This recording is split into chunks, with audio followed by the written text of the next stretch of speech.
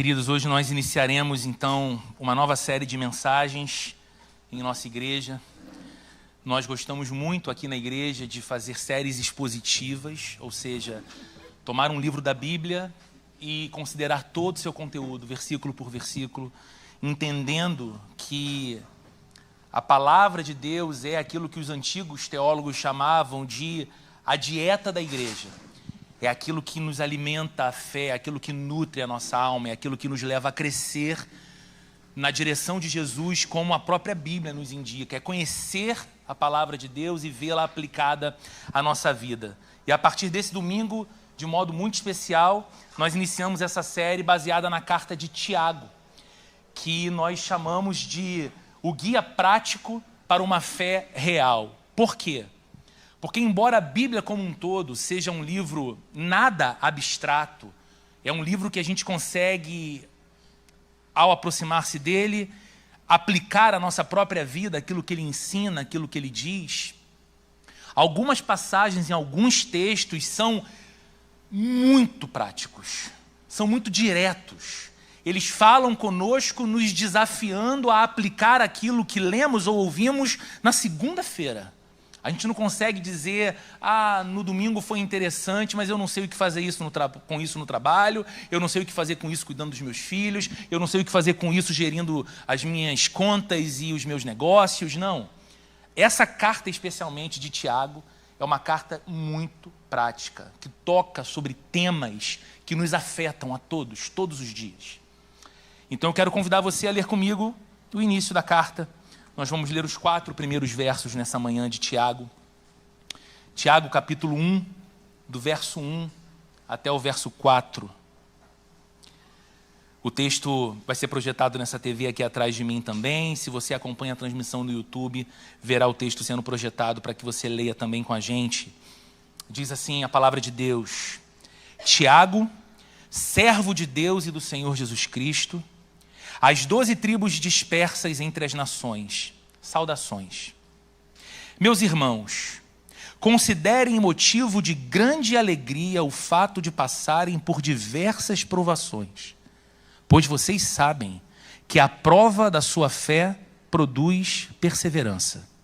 E a perseverança deve ter ação completa, a fim de que vocês sejam maduros e íntegros, sem que falte a vocês coisa alguma. Até aqui, vamos orar. Senhor, nós contamos com a assistência do Teu Espírito nesse momento, para que a Tua palavra encontre um terreno fértil no nosso coração. Pedimos que o Senhor, apesar de mim e das minhas limitações, o Senhor nos fale e que nós possamos ouvir o precioso som da Tua voz falando ao profundo da nossa alma, nos despertando talvez do nosso sono espiritual, nos dando vida, ânimo, nos encorajando, trazendo para o nosso coração consolo e conforto em tempos difíceis, também trazendo salvação àquele que tem andado longe do Senhor. Que seja uma manhã de edificação, que seja uma manhã de volta para casa dos filhos.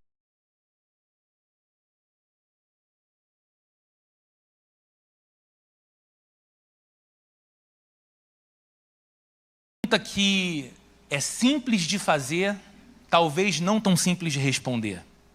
O que significa ter fé? O que significa para você ter fé?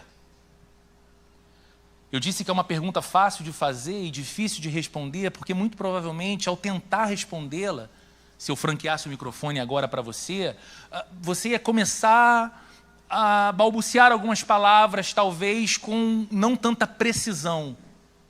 Mas para tentar ajudar, é muito comum que as pessoas pensem que ter fé é uma de 2 possibilidades, pelo menos. Muita gente pensa que ter fé é ter uma confiança que se confunde muito com um pensamento positivo.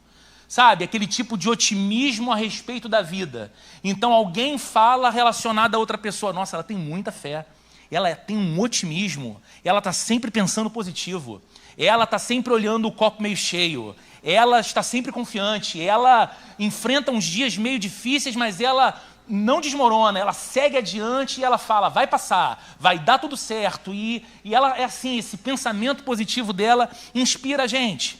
Muitas pessoas pensam fé dessa forma. Outras pessoas pensam que fé é aquele conjunto de crenças religiosas que eu entendo, que eu consegui compreender, que eu concordo e que eu digo que definem a maneira como eu penso sobre Deus e sobre religião.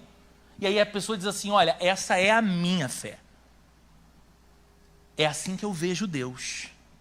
É assim que eu vejo a vida. É assim que eu vejo Jesus. Então, quando você escuta as pessoas falando em diversos lugares, afirmações religiosas embasadas naquilo que elas mesmas pensam, você vai ouvir muita gente dizendo o seguinte, olha, todas as religiões são iguais, não tem religião melhor nem religião pior, porque todas as religiões propõem a mesma coisa e todas as religiões buscam a Deus. Qualquer pessoa minimamente dedicada a compreender, ainda que de modo raso, o que ensina uma religião, ela vai perceber, ao se aproximar basicamente daquele ensino religioso, que ele pede uma exclusividade. Então, se aquele tipo de expressão religiosa pede exclusividade, já cai por terra o argumento de que qualquer expressão religiosa vai dar no mesmo lugar ou chega no mesmo ponto. Né? Mas as pessoas pensam que, olha, ter fé é isso. É ter um conjunto de dogmas, um conjunto de crenças que definem quem é Deus e o que é religião para mim. Mas perceba, essas definições que a gente falou aqui não bastam para que nós possamos dizer que temos uma fé que é real. O que eu chamo de fé real? E a gente vai ver muito ao longo dessa série. Fé real é aquela fé no sentido de que nós cremos em algo que se encontra com a nossa vida, que influencia diretamente o nosso cotidiano, que estrutura a maneira como a gente pensa, como a gente sente, como a gente se movimenta na vida. Eu penso assim porque eu creio assim. Eu falo isso porque eu creio assim. O meu coração se mantém nessa posição por causa da fé que eu tenho. E é por isso que nós estamos iniciando essa nova série de mensagens baseada na carta de Tiago. Porque nessa carta a gente encontra fé em ação. Nessa carta a gente encontra fé aplicada ao viver em todas as dimensões da vida. Daquelas pessoas que receberam originariamente a mensagem de Tiago, mas na minha vida e na sua vida no Rio de Janeiro do século 21. Nós encontramos fé nos desafiando à aplicação prática. Por isso, o tema da série.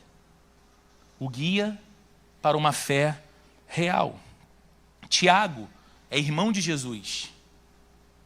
Meio-irmão de Jesus. E ele escreve essa carta para, como lemos no verso 1, as 12 tribos dispersas entre as nações, que é a maneira como ele descreve os cristãos convertidos do judaísmo e que, por conta da perseguição no primeiro século, foram espalhados pelo mundo conhecido da época. E ele escreve, então, para esses cristãos, entendendo que eles precisavam de encorajamento e orientação sobre como a fé deles em Jesus deveria pautar os sentimentos e as ações deles numa época de grande dificuldade. Então, uma coisa importante de você saber, Tiago escreve para uma igreja sofredora. Tiago escreve para pessoas atravessando dias muito difíceis. Não eram dias fáceis. Tiago é a maior autoridade da igreja de Jerusalém na época que ele escreve essa carta. Ele é o grande líder da igreja em Jerusalém, que é a grande capital da fé naqueles dias. Ele é irmão de Jesus, como eu disse, mas ele compreende a sua identidade da maneira como a gente lê no verso 1. Veja como ele começa a sua carta. Tiago, servo de Deus e do Senhor Jesus Cristo. É interessante que ele não coloca Tiago, bispo de Jerusalém e meio-irmão do Senhor, como aquilo que vai credenciar a sua autoridade para que ele seja considerado nas palavras que escreve.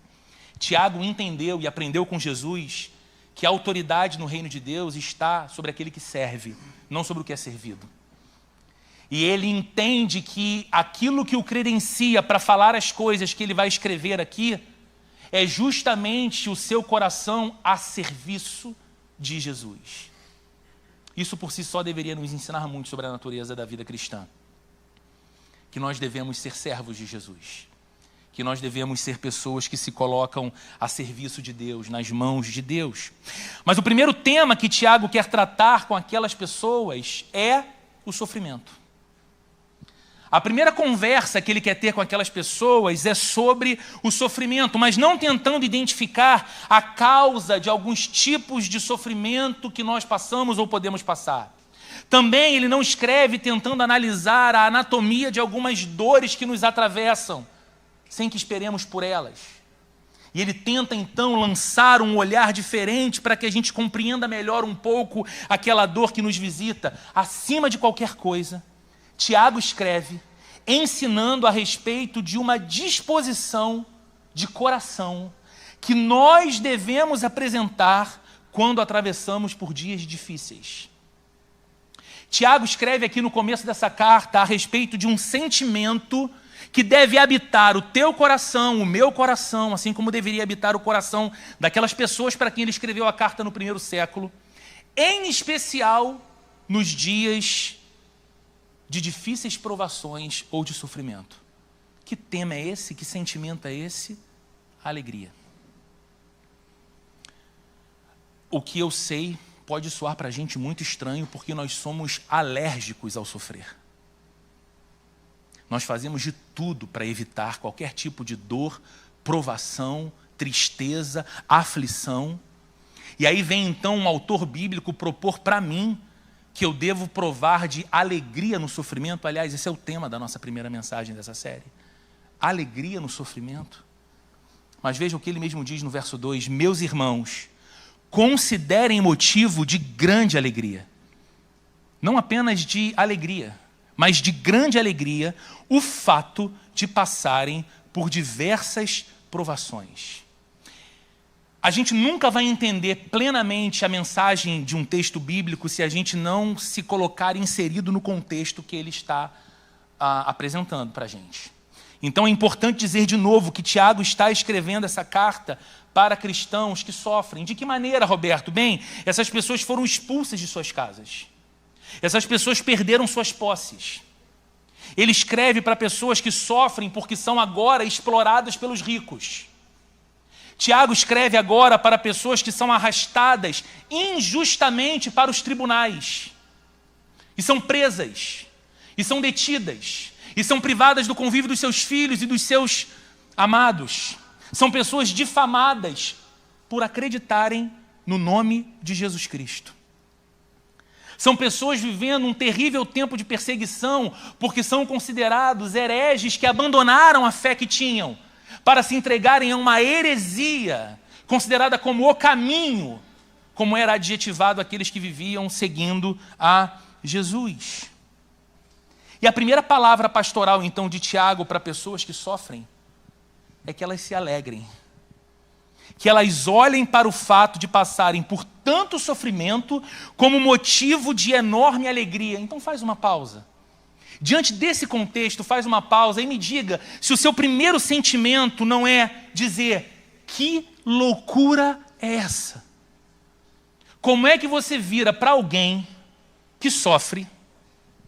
Como é que você vira para alguém enfrentando os dias mais difíceis de sua vida e de tudo que você pode dizer e até se calar, que muitas vezes é sinônimo de sabedoria, você diz para a pessoa: olha, sabe tudo isso que você está passando?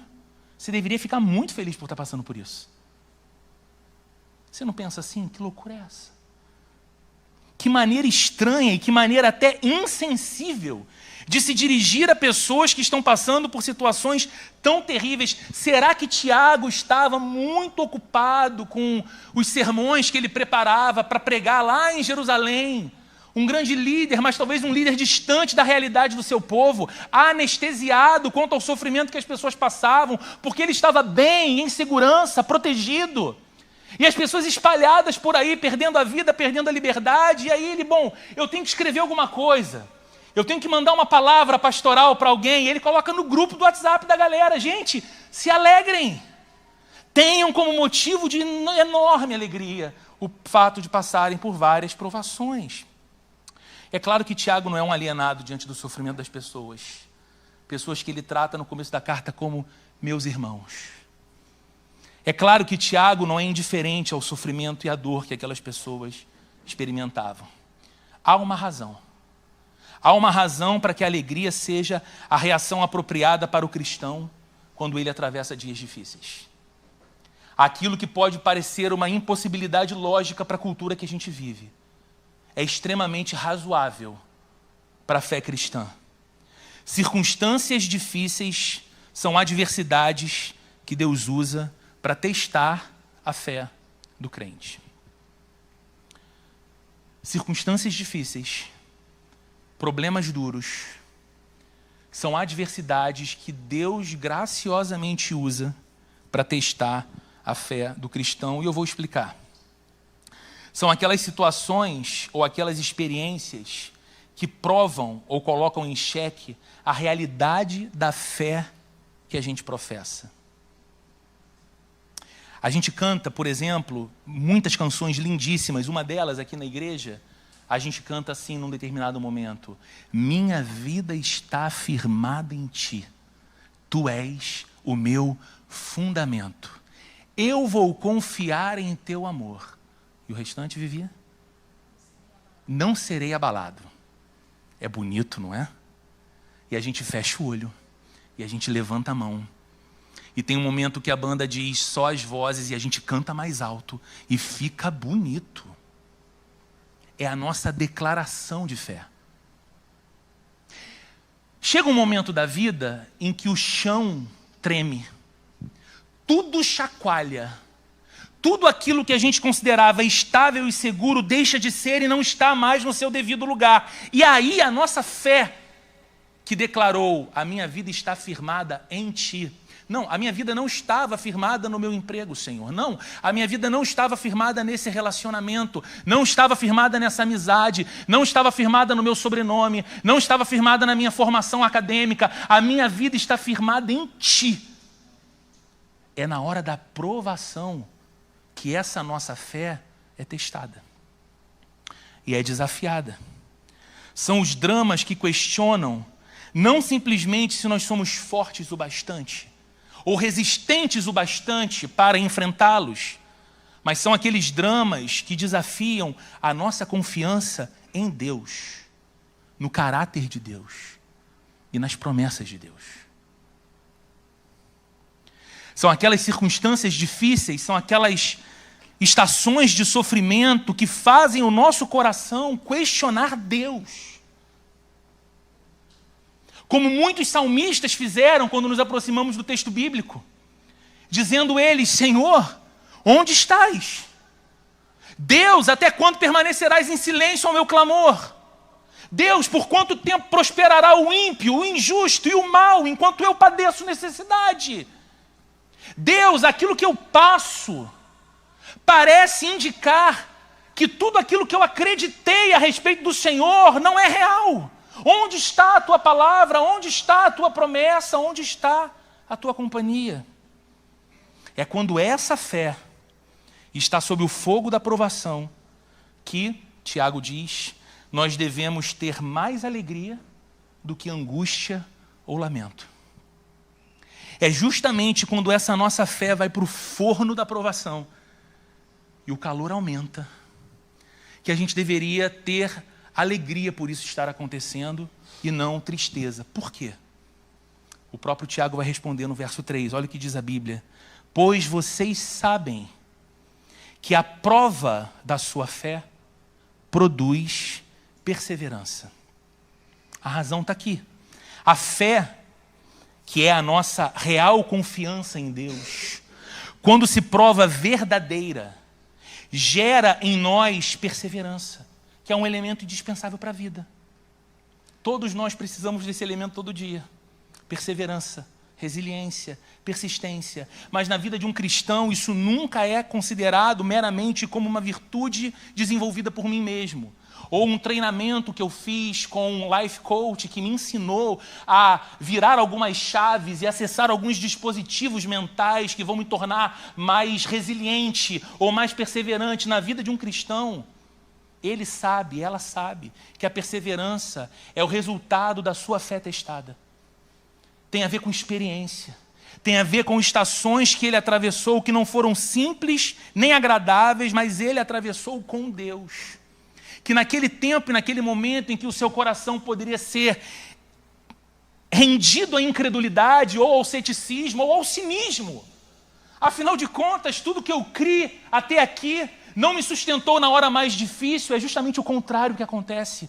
Na hora mais difícil, de maior aflição, quando tudo cai ao seu redor, o cristão permanece e percebe que permanece de pé, porque Deus permaneceu ao lado dele. E antes de abrir mão de seu Deus, que permitiu que ele passasse por aquele momento difícil, ele começa a dizer, como Jó disse: antes eu te conhecia de ouvir falar, agora os meus olhos te veem. Ou como o salmista disse: foi bom para mim ter passado pela aflição, assim eu pude conhecer os teus decretos. O Senhor se tornou muito mais vívido diante dos meus olhos, justamente quando eu sofri. A nossa fé, a nossa real confiança em Deus, quando se prova verdadeira, gera em nós perseverança. Tiago está dizendo que nós sabemos disso. Olha o que diz o texto: vocês sabem que a prova da sua fé produz perseverança. Ou seja, o cristão tem a consciência de que por mais que ele evite o sofrimento, tudo chega em sua vida pelas mãos amorosas de Deus. É fácil? Não. É fácil entender que um Deus totalmente soberano e cheio de amor permite que a minha vida passe por uma estação de sofrimento? Não, não é fácil. Mas um cristão sabe que mesmo quando a dor chega, ela não foi enviada por uma outra fonte igualmente poderosa como Deus e que rivaliza com Deus em pé de igualdade contra a sua vida. Antes ela foi enviada pelo próprio Deus com um propósito. E esse propósito, ele é amoroso e bom. O cristão sabe que ele não é abandonado por Deus no seu sofrimento. Pelo contrário, Deus usa a nossa provação para nos fazer ver a sua mão e senti-la sobre nós. Uma coisa é você dizer: eu sei que mel é doce. Outra coisa é você provar a doçura do mel na boca. Jonathan Edwards falava isso. Uma coisa é saber que o mel é doce. Outra coisa é provar o seu sabor. Uma coisa é saber que Deus cuida do seu povo. Outra coisa é sentir a sua mão sustentando a sua vida e você dizer: eu só não sucumbi porque as tuas mãos me seguraram. A minha vida só não entrou em colapso porque as tuas mãos me sustentaram. Então Deus permite que passemos por estações como essas, para que possamos ver e sentir a sua mão. Quando a adversidade chega e expõe de modo inquestionável a nossa vulnerabilidade e a nossa incapacidade de controlar a nossa própria vida e todas as circunstâncias que envolvem a nossa vida, nós somos então chamados a manter a nossa confiança no Pai Celestial. De modo que, olhando para Ele e segurando firme em sua mão, possamos desenvolver perseverança. E se tem algo didático que o sofrimento faz com a gente, se tem uma obra que o sofrimento faz com a nossa vida, é a de colocar na lona a nossa prepotência, a nossa arrogância e o nosso orgulho. Aquela sensação que a gente tem muitas vezes, ainda que de modo velado, de que estamos no controle da situação. De que a nossa vida está seguindo um caminho estável e seguro porque nós planejamos muito bem. Porque nós já delimitamos tudo como tem que ser. Porque nós já estruturamos um plano que, com toda a humildade possível, é um plano infalível. Não tem como dar errado. Aí vem alguma coisa de uma fonte que você nem imaginava, vai atingir uma área da sua vida que você dava como certa e tudo desmorona. E aí você fala: não tem mais plano, não tem projeto, não tem recurso, não tem pessoa. Eu sou vulnerável. Eu não consigo ter o controle. Eu sempre achei que tinha esse controle, mas eu não tenho esse controle. E aí é nessas horas de enorme vulnerabilidade, percepção da nossa incapacidade, que a gente se volta para Deus como quem busca confiar. Porque fé é confiança. Confiar no Pai Celestial. É interessante que o que Tiago escreve, ele não escreve sozinho. Ou, não é apenas ele que fala isso. Você vai para outras passagens da Bíblia e você vai perceber que esse é um testemunho dos apóstolos. Por exemplo, Paulo, quando escreve aos Romanos, no capítulo 5, verso 3, ele diz assim: não só isso, mas também nos gloriamos nas tribulações, porque sabemos que a tribulação produz perseverança. Tiago está dizendo, nós sabemos que a prova da nossa fé produz perseverança. Paulo, escrevendo aos Romanos, está dizendo o seguinte: nós não apenas nos alegramos, nós nos gloriamos, nós nos orgulhamos quando, pela misericórdia de Deus, Ele nos permite passar pela tribulação, porque é a tribulação que vai produzir no nosso coração a perseverança, que nos mantém de pé, que nos faz permanecer com Deus e diante dEle. É a tribulação que faz isso. Pedro, apóstolo, escrevendo na sua primeira carta, capítulo 1, verso 6, diz assim: nisso vocês exultam. Ele está falando de sofrimento. E vinculando o sofrimento com exultação, alegria, ânimo que extravasa. Nisso vocês exultam, ainda que agora, por um pouco de tempo, devam ser entristecidos por todo tipo de provação. A prova da fé. É interessante porque alguém pode se inscrever para o vestibular com a intenção de ter a formação acadêmica que sonha, naquela que considera a melhor instituição de ensino para a formação acadêmica que sonha. Mas o que transforma o candidato a uma vaga em um aluno da instituição? Não é a prova? Não é o exame pelo qual ele tem que passar? Você pode se inscrever para um concurso público que você acha que é excelente para o seu projeto de futuro profissional. Você pode se dedicar, pagar a inscrição, estudar bastante. O que transforma você de candidato a uma vaga em aprovado no concurso é o exame, é a prova. Até que seja aprovado, nenhum candidato pode afirmar que é aluno ou que foi aprovado no concurso. Se a prova for deixada de lado, os professores e a própria universidade não poderão determinar a habilidade ou conhecimento daquele candidato. É a prova que faz isso. Da mesma forma, queridos, o cristão pode dizer que confia em Deus. O cristão pode dizer que confia no amor leal de Deus, no poder provedor de Deus, na sabedoria divina, na graça do Senhor, na misericórdia de Deus. Mas o que transforma essa declaração em uma fé real, de fato sustentadora da alma, são as provações, são as lutas e os sofrimentos que atravessamos no viver. É quando a gente sofre que a gente se depara com uma graça de Deus que a gente não consegue explicar, mas é incapaz de negar. E aí você diz, Deus de fato é gracioso. É quando na aflição você dobra os seus joelhos e você começa a ver o agir de Deus operando milagres em sua vida ou na vida de alguém que você ama. E você diz, de fato, você, Senhor, é o Todo-Poderoso. Não porque a Bíblia diz isso apenas ou porque a gente canta sobre isso, mas porque está aqui, prova viva diante dos meus olhos, o teu poder se manifestando.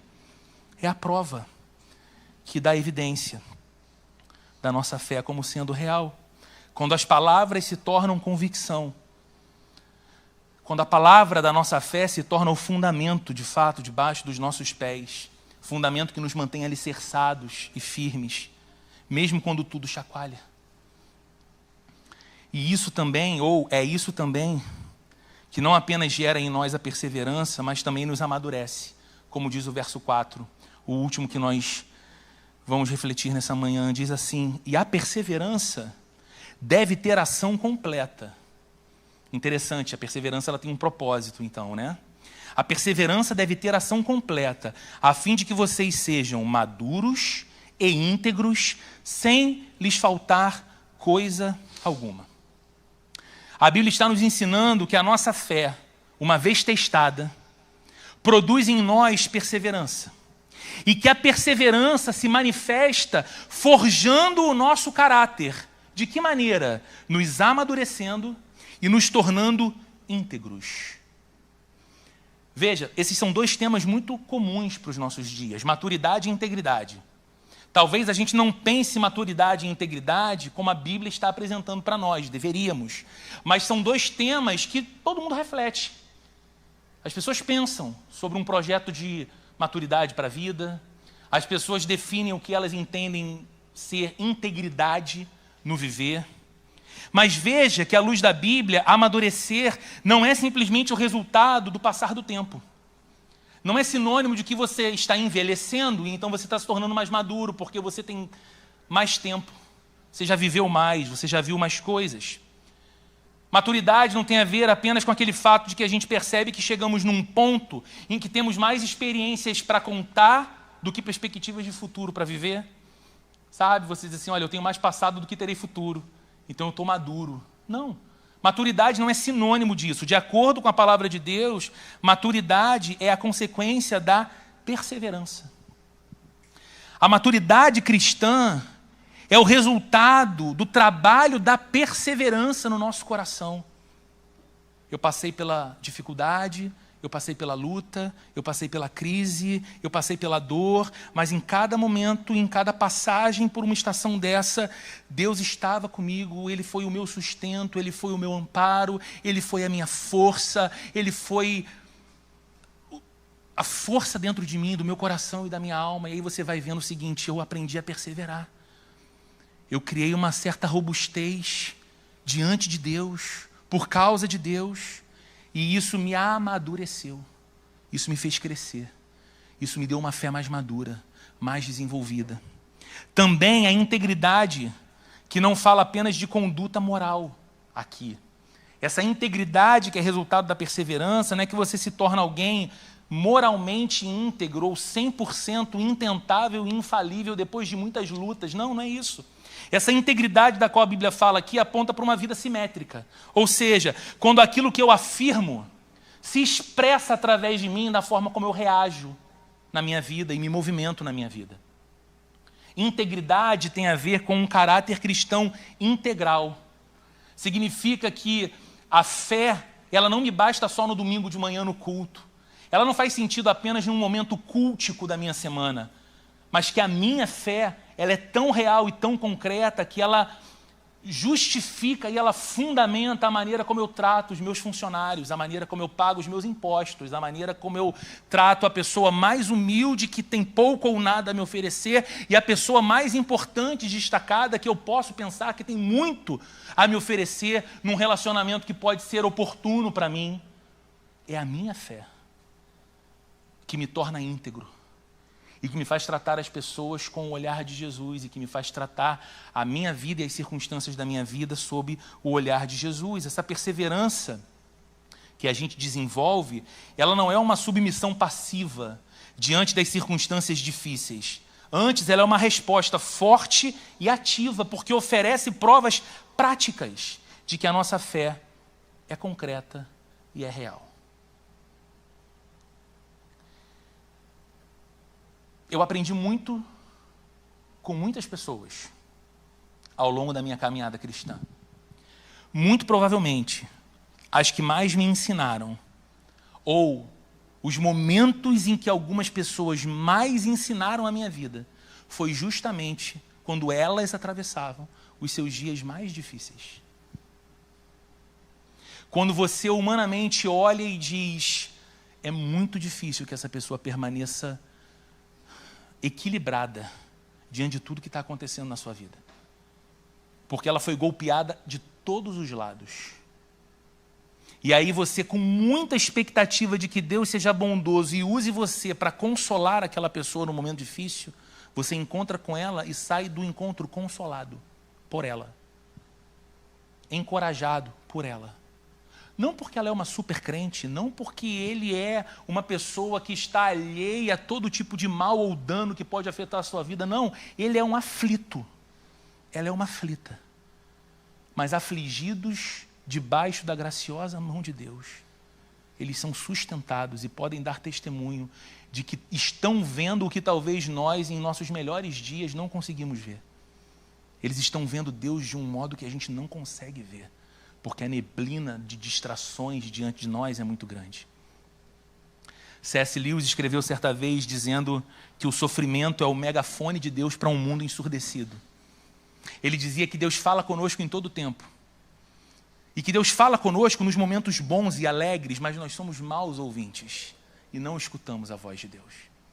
E então o cenário muda e de repente a gente entra numa estação de sofrimento. E aí ele diz, o sofrimento é como um megafone de Deus para um mundo ensurdecido. O sofrimento é um megafone de Deus dizendo, eu estou aqui, você depende de mim, eu posso e quero cuidar de você. E aí essa pessoa então olha para Deus e se aproxima dele de um modo que nunca fez antes. Assim, pede-se ao cristão que ele reaja com alegria às provações, porque ele sabe que elas operam para produzir uma fé mais profunda, mais forte e mais segura. A Bíblia não está pedindo que você e eu sejamos masoquistas, que amam o sofrimento, que reproduzem a fala daquela antiga personagem da escolinha do professor Raimundo, lembra os mais antigos? Eu gosto. Não. Mas que o cristão, ele se alegre, porque ele sabe que não há momento em sua vida que ele atravesse sem que ele tenha o olhar atento de Deus sobre si. O cristão é alguém que crê no que disse o salmista. Se eu fizer a minha cama no abismo, lá estás. Se eu tomar as asas da alvorada e for para o meio, para o extremo do mar, até ali a tua mão me guiará. A tua destra me susterá. Se eu disser que as trevas me encobrirão e que o dia virará noite, as trevas e a luz são iguais para ti. A noite brilha como o dia. Então o cristão sabe disso. E ele diz, Senhor, esse momento, essa estação, essa fase, ela é mais sombria, ela é menos iluminada do que a outra. Mas uma certeza eu tenho, ainda que os meus olhos não te vejam, eu estou de mãos dadas com o Senhor é o meu guia. No vale ou no monte elevado, o Senhor é o meu guia. O sofrimento para o cristão nunca é um fim em si mesmo, mas é o meio através do qual ele desenvolve sua musculatura espiritual, aprofunda seu relacionamento com Deus e prova de sua graça sustentadora. Eu quero concluir sugerindo algumas coisas. É tão simples dizer que ter fé é confiar em Deus. Ter fé é confiar no ser de Deus, seu caráter e suas promessas. Difícil é colocar essa confiança em prática. Difícil para nós é acreditar, como nós já cantamos hoje aqui, faremos agora novamente ao final do culto, que o nosso mais extenuante trabalho é descansar em Deus. Sabendo já claramente pelas circunstâncias que não temos em nós mesmos a condição nem o controle de fazer nada, mas que Ele pode fazer todas as coisas, então a gente descansa. E a gente confia. O sofrimento e as provações testam a nossa confiança em Deus. Quando tudo que a gente costuma se apegar como fonte de segurança desaba e nada mais permanece em pé, ou confiamos no único a quem o nosso coração deveria se apegar, aquele que é o Todo-Poderoso, ou vamos desmoronar sem esperança de ficar de pé novamente. E aí reside o nosso maior desafio. Porque nós temos a tendência de pensar o agir de Deus como uma resposta aos nossos méritos. Então nós costumamos pensar que o sofrimento é castigo e que as provações vêm para nos envergonhar e nos destruir. Por quê? Porque a gente olha no espelho e fala, eu sei que sou vacilão, eu sei que não faço as coisas que deveria fazer, eu sei que eu não cumpro a lei de Deus como deveria, eu sei que eu não amo a Deus 24 horas do tempo como deveria, eu sei que eu não pauto a minha Bíblia sobre os princípios éticos, a minha Bíblia não, a minha vida sobre os princípios éticos que a Bíblia indica para mim boa parte do tempo, eu sei que eu dou os meus moles, eu sei que eu tenho os meus tropeços, eu sei que eu tenho os meus equívocos, então é claro, não ia ser diferente, o carro ia enguiçar, é claro, esse muro ia cair. É claro, o desemprego ia chegar, é claro, meu filho ia ficar doente, para eu ficar desesperado agora no hospital com uma criança doente. Deus está me castigando. Porque a gente pensa em Deus sempre como este ser que está à espreita, atrás da porta, esperando o nosso próximo tropeço para nos punir e nos castigar.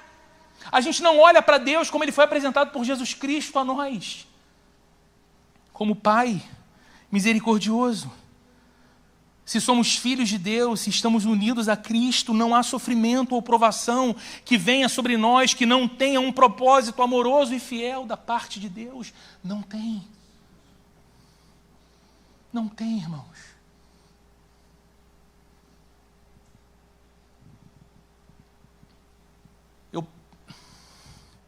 Eu ouvi de gente querida que me ama e eu amo,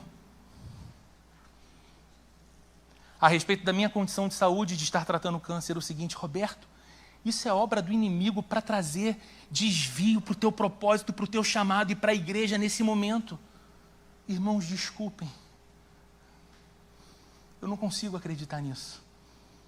O que eu tenho falado, e no pequeno grupo eu já pude testemunhar isso para os irmãos, eu entendo, falo isso diante da minha família, eu entendo que Deus me permitiu estar nesse momento cuidando de um câncer, como um presente, porque eu nunca vi a Deus como nos últimos 2 anos. Eu nunca experimentei de sua graça como nos últimos 2 anos. Eu nunca contemplei tanta beleza como nos últimos 2 anos. Nunca. Então eu posso dizer para você com toda certeza que não há sofrimento ou provação que venha sobre nós que não tenha um propósito amoroso e fiel da parte de Deus. O Senhor quer que a nossa fé seja mais do que discurso. O Senhor deseja que a nossa fé transborde do domingo e tome todos os dias da nossa semana. Confiar em Deus é descansar alegremente em seu governo amoroso sobre as nossas vidas. E sabe o que é mais difícil? É porque a gente pensa assim lá dentro, mas é só isso. É só descansar. Por isso eu quero chamar a nossa banda aqui de novo, porque a gente cantou essa música ainda agora, e ela é diferente, ela é muito antiga, e ela é diferente das músicas que a gente costuma cantar, porque geralmente as nossas músicas são canções do nosso coração para Deus. Mas essa é uma música diferente, porque Deus canta ela para a gente. Eu não sei se você percebe isso. Claro que é uma música que você pode cantar de olho fechado, mas é uma música que você tem que entender que quem fala não é você, você ouve.